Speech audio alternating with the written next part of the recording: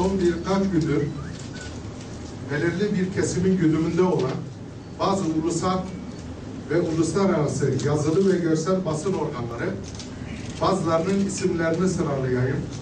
22.08.2013 tarihli ulusal gazeteler Özgür Gündem, Azadiye Haber, Evrensel vesaire ile 22.08.2013, 23.08.2013 tarihlerindeki Ronahi, Oda TV, Stel vesaire gibi uydu üzerinden yayın yapan uluslararası televizyon kanalları ve internet gazeteciliği yapan TV ve Fırat Nevz, ANS gibi gazetelerde gerçekle bağdaşmayan, bana, değerli başbakanımıza, vekillerimize ve partimizin siyasi görüşüne iftira mahiyetli beyanlarla siyaset üretmeye çalışan Ceylanpınar İlçe Başkanı İsmail Aslan'ın iftiralarını çürütmek ve gerçekleri ifade etmek adına kamuoyuna basın açıklaması yapma gereği duydum.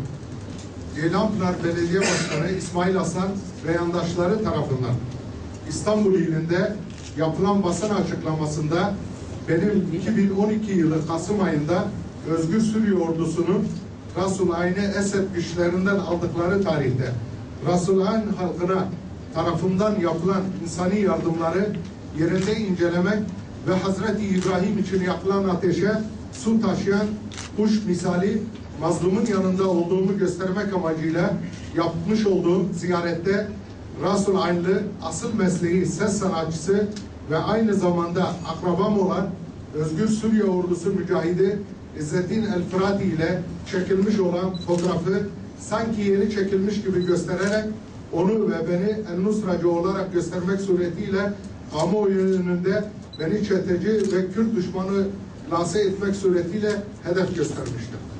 Kardeş Suriye halkı 50 yıla yakındır Esed ailesinin zulmü altında inim inim inlemektedir. Bu zulümden en çok nasibini alan ve büyük çoğunluğunun kimlikleri olmayan, yani vatansız gözüken, adlarına menkul veya gayrimenkul alamayan, esaret içinde yaşayan Müslüman Kürt kardeşlerimin olduğu aşikardır. Özgür Suriye ordusu bünyesinde Arap, Kürt, Türkmen ve farklı etnik kökenden insanların özgürlük mücadelesi için ilk günden bugüne kadar omuz omuza zulme karşı savaştıkları tüm dünya kamuoyu tarafından bilinmektedir. İşte beyni yıkanmış Masum kardeşimizin yorumu. Bu geri zekalı kendine ne sanıyor? Bana diyor. Lan ateş olsan ancak kendi cürmünü yakarsın. Geri zekalı.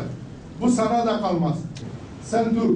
Allah şahit olsun. Bunun bedelini çok ama çok ağır ödeyeceksin. Kürdistan sizin cehenneminiz olacak.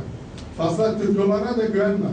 Tabii ki bu zihniyette olan insanların babalarının İsrail, dedelerinin Amerika, amcalarının da Avrupa ülkelerinin olduğunu hepimiz tarafından bilinmektedir.